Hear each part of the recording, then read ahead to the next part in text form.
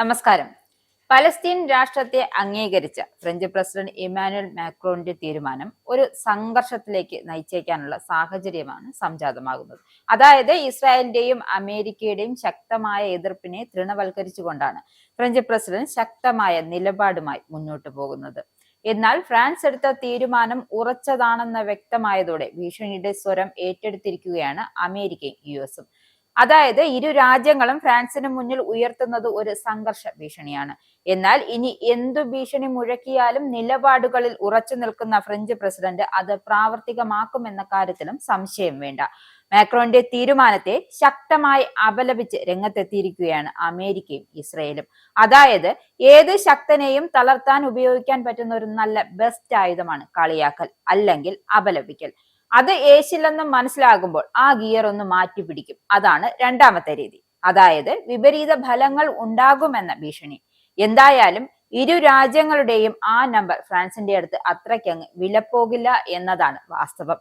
American state secretary Marco Rubio മാക്രോന്റെ തീരുമാനത്തെ വീണ്ടുവിചാരമില്ലാത്തത് എന്നാണ് വിശേഷിപ്പിച്ചത്.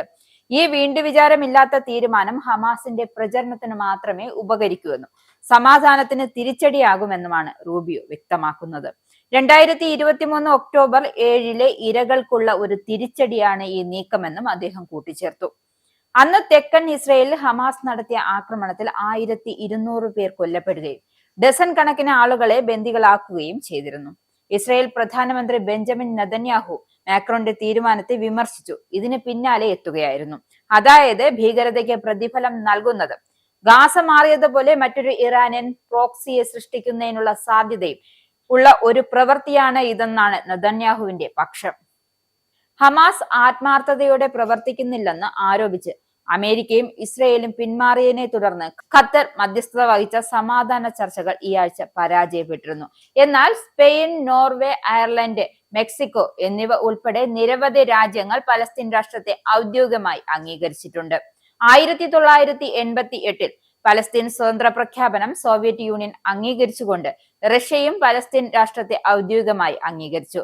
ഫ്രാൻസിന്റെ തീരുമാനത്തിന് മുന്നിൽ ചരിത്രം പോലും വഴിമാറും. എന്തായാലും ഫ്രാൻസിന്റെ ഈ ഉറച്ച തീരുമാനം എത്തിയതോടെ പലസ്തീൻ രാഷ്ട്രത്തെ അംഗീകരിക്കുന്ന ഏറ്റവും പ്രധാനപ്പെട്ട യൂറോപ്യൻ ശക്തിയായി ഫ്രാൻസ് മാറും. അങ്ങനെ ചെയ്യുന്ന G7 സമ്പന്ന ജനാധിപത്യ രാജ്യങ്ങൾ ആദ്യത്തേതുമായിരിക്കും ഇത്. ഇസ്രായേലിന്റെ 5 സൈനിക താവളങ്ങളിൽ കനത്ത നാശനഷ്ടം. മോദി വെളിപ്പെടുത്തുന്ന ഇന്ത്യയുടെ വികസനത്തിന്റെ മയക്കുമരുന്ന് വിൽപ്പനയ്ക്കെതിരെ ശക്തമായ നടപടിയെടുത്ത് ഷാർജ പോലീസ്. അമേരിക്കയിലെ സാധാരണ മനുഷ്യരോട് കൂടിയാണ് കോൺഗ്രസിനുള്ളിൽ പങ്കുവയ്ക്കാൻ വിളിച്ചു. ഓപ്പറേഷൻ സിന്ദൂറിൽ ഉപയോഗിച്ച